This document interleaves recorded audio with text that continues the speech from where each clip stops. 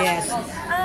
Parang no need to explain na. Kita-kita nyo na po yung evidence. Plus, the fact na she's really a queen eh. So, ano siya eh, parang paghawak na yung product mo, talagang super mapaproud ka. She's really a dream for our brand na sana maging part siya. And this is like, Marian, what can you say about that? Yung sa sinabi na yan ni Miss Anne. Very grateful ako kasi sa bawat endorsement ko talaga, gusto ko pinaniniwalaan ko. And ito, isa to sa mga necessity ko na kailangan talaga palagi ako nakasangla. Kasi lalo sa way ng trabaho namin, kailangan talaga. Kaya nga tanong ko kanina, pwede ba to sa bata? Kasi hindi naman ligid sa kaalaman nyo na yung anak ko ay nagsuswimming. So pwede din pala sa bata. So dun pa lang alam kong safe na talaga siya. Pero katulad ng question namin kanina, mahirap bang kunin si Marian or... Kasi sabi mo kanina, nung first time mo siya nakita, para kang nakakita ng apparition. Starstruck diba? ka, no? Parang gano'n na naman. Na-starstruck talaga ako kasi sabi ko, grabe yung face niya, supernatural lang. Alam niyo, pag makikita niyo yung nung shoot namin kasi sabi ko, parang hindi naman siya nag-makeup. Parang wala naman nilagay na makeup. Parang yung beauty niya very natural talaga. Wala kang masasabi. And kung mahirap bang kuhalin sa Miss Marian, of course, kasi napakadami ng product endorsement. Talagang kailangan mong kasi kailangan mong i-ano eh, ano ba yung product na wala pa siya, na pwede pa siya para makapasok siya sa amin. So, yun yung dating super, ang tagal din namin talaga bago kami nag-push with the endorsement. But luckily, yan, sinerte po tayo, napaunlakan tayo, and of course, dahil nga, sobrang happy ako na nagustuhan niya the product itself. Yun talaga naman, yung pinakamahal. Puyat pa yan, ha? Puyat pa yan. Parang naisip ko gumawa talaga ng sunscreen para kayo makita. Well, yung sunscreen talaga is palabas na talaga siya. It's just that wala pa akong hinahanapan ko talaga siya ng right endorser for it. Hinahanapan ko talaga siya. Sabi ko, baka naman pwede, baka naman wala pang sunscreen si Miss Marian. Baka ito, baka pwede sa kanya. Marian, kasi di ba, we all know na nasushoot ka na for Metro Manila Film Fest. Malaking tulong ba ito para sa Oo naman, to maintain? even the soap eh. Sa soap kasi nakababad talaga ako sa araw. So sabi ko nga, panalo talaga ito. Kasi ang hirap talaga ng wala. Palagi ko sinasabi yan, hindi lang siguro para gumanda yung skin mo. At the same time, para alagaan mo rin sarili mo for the sunburn, anti-aging. Alam mo yun, ang daming nakukover niya eh. Especially sabi ko nga, skin cancer, direct from the sun, alam naman natin lahat.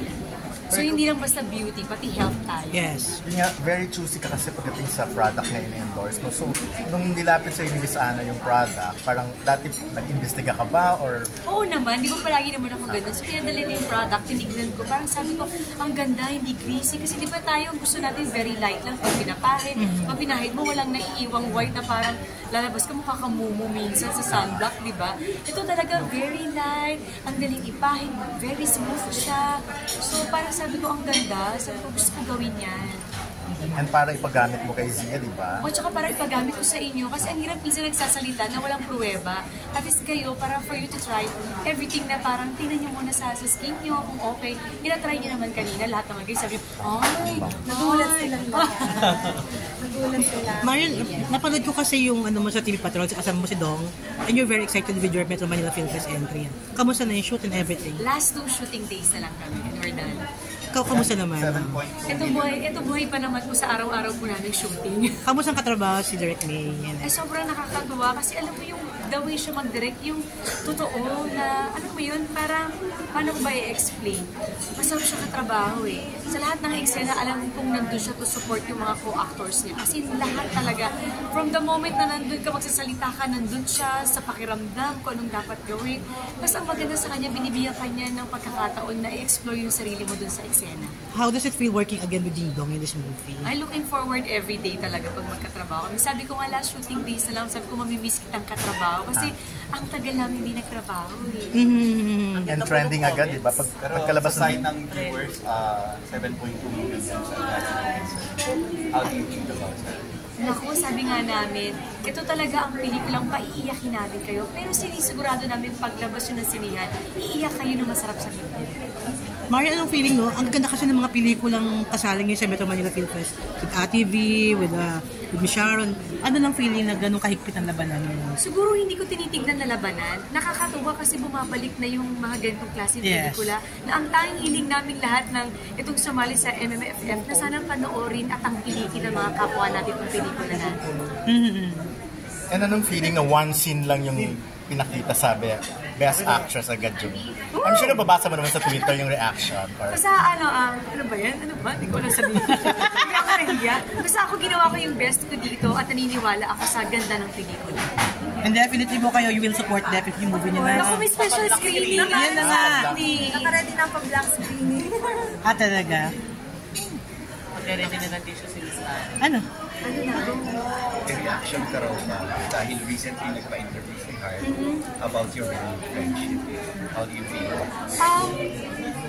Yung puso ko ay ang ramdaman ko dahil my heart is happy. Tapos nandun ako sa peaceful. Na finally, everything, alam mo yung God's perfect time. Siguro kung ano man yung mga pinag-uusapan namin behind, siguro balatan nyo lang sa amin yun kasi it's too personal for us. So nakakatawa na may mga conversation kami na hanggang ngayon may communication kami. So alam mo yan, God is good. Will support so how do you ano masasabi? Parang sa buhay natin ngayon, parang mas masarap na peaceful ka at masaya ka araw-araw na wala kang iniiwasan. And sabi ko nga, okay talaga ang Diyos. Ibibigay niya talaga sa iyo yung makakabuti para sa iyo. Can you say this is an early Christmas gift na rin, no? Yung pag-aayos na yan? Oo naman. Basta super happy ako and peaceful. Any collab na ako? Collab? Parang pares kaya yata hindi na kami natutulog kasi ako hindi parang siya rin hindi natin natutulog. Sabi nga sobrang busy ka rin daw kasi so medyo mahirap. Pero in time for sure, magkikita kami niyan in time kasi birthday ni FLG, alam mo yan, so maraming pagkakataon. Pero let's say given the chance to work together in a project, movie or a series, are you open to that? Why not? Why naman? Sure. Pero nakakatuwang daming emotional, no? Nung napanood yung interview, yung mga ganun, parang finally, ang tagal kasi hinintay na sana naman, anong feeling na ganun pala ang reaction ng marami. Ay, basta yun na yun. Kung yung sinabi ko, my heart is happy and peaceful. Are you also thankful to the friends around you? Kasi Oo naman, of course. Especially sa kapatid niya. Kasi magkasama kami sa school. Thank you, Maria. Thank you! How's your series? Marian, yung series mo, kamusta? Your series mo, kamusta? Siguro nasa week 5 na kami. Tagal okay. pa. Pero next year pa naman kasi siya ipapalabas. Kaya medyo okay. Sorry, just question for since malapit na ang Christmas, ano yung Christmas wish nyo dalawa and your goals for 2024? These are for Miss Anna. Parang ako rin. Well, parang natungkot na yung wish ko, no? Ngayon pa lang natungkot na binigay na yung life. But of course, syempre, wish ko for the brand, mas makilala pa, mas marami pang tao makadiscover ng products ng Lux, mas marami pa tayong matulungan, of course, because we have our distributors. Actually, kasama rin natin sila ngayon dito. And, yun, of course, I'm looking forward for a longer relationship with Miss Marian. Natutuwa ako kasi nung first na pagkita namin, sabi ni Miss Marian talaga, mas binavalue niya talaga yung relationship. Once na pumasok siya sa brand, it's really na binibigay niya talaga yung buong puso niya. And gusto niya, ayaw niya nang papalit-palit ng brand, gusto niya talagang loyal siya dun sa brand at kaniniwala siya dun sa mismo advocacy, mission and vision ng brand at ng products. Ikaw na, Miss Marian. Ito lang din ang wish ko. Pero anong wish? Siyempre, alam mo yun, lahat tayo ang daming pinagdaanan nitong mga nakaraang taon, di ba? Siyempre, wish ko talaga sa lahat na mahanap din nila yung peaceful sa puso nila sa bawat isa. At maging happy sila this coming Christmas. At siyempre, sa pagpasok ng bagong taon. At hindi lang yan. Siyempre, pinopromote natin dito. Hindi lang pagiging mas maganda ka, kundi alagaan natin yung sarili natin. Even the health man yan o kutis man yan. So sana lahat yun perfect for us. Thank you. Last 3 minutes for our friends from the press. Wala kami bakasyon. Kasi may parade kami at the same time sa 25, mag-iikot kami sa lahat ng cinemas na nanonood ng Rewind. So mag-tour kami. Last na lang, sana may regalo. Anong regalo mo kayo? Bakit naman? Gusto lang namin malaman kasi kilala rin namin siya. ikaw talaga doon. Marian, tanong ko lang, ano pa yung mga na-discover mo kay Ding Dong nung nag-shoot kayo? Alam mo, nag-uusap kami. Sabi ko, simula nung nakatrabaho ko siya, ganun pa rin hanggang ngayon kung paano siya. Sabi ko, parang nakakamiss talagang nakatrabaho. Yung passion niya nandun pa rin. Kaming bonggang bilya, pero ito talaga parang simula nung Saturday, Sunday, Monday, Tuesday, straight kami, nagsushooting kami. My Lord. Actually, kakauwi lang kami kayo ng 3 a.m. Nag-iiba ba siya kung actor siya? At asawa? Ay, syempre pag rolling, nag-iiba na. Character na.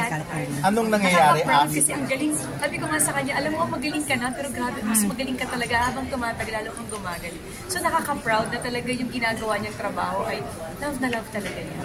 Busy ka na, no? This coming Christmas kayo nila. Pero anong plan ng family for Wala this po kaming Christmas? plano. Kasi ba sa Manila Festival? Wala yung pa rin siguro 24, get together with the Noche family. Buena. Pagpapatnak pa rin kami ng mga favorite naming mga food. Kasama pa rin yung family. Pero anong nangyayari after every heavy scene with Ding Dong? Kailangan namin release, tawa lang kami. At ay ganun. Marian, paano ang mga producers? Kasi diba parang kulang na to Star Cinema? Yes, Agosto Dos, The Tape, and The Star Cinema. Paano yung hati? Anong trabaho? Diba? Ay, hindi ko po alam nun. Basta nakikikoprod lang po ako sa Agosto Dos. Kamusta naman ang treatment sa inyo ng mga producers? Wala akong masabi. Sabi ko nga, isa to sa pinaka-happy akong katrabaho sa Star Cinema talaga. Sabi ko, kaya naman siguro behind that, very successful sila. Lahat ng palabas sila, parang lahat parang naka-organize lahat, na parang ganito pala sila. Nakakataba ng puso katrabaho at nakaka-proud at grateful ako na nakatrabaho ko sila. Maraming salamat sa iyo. Last Thank you, question.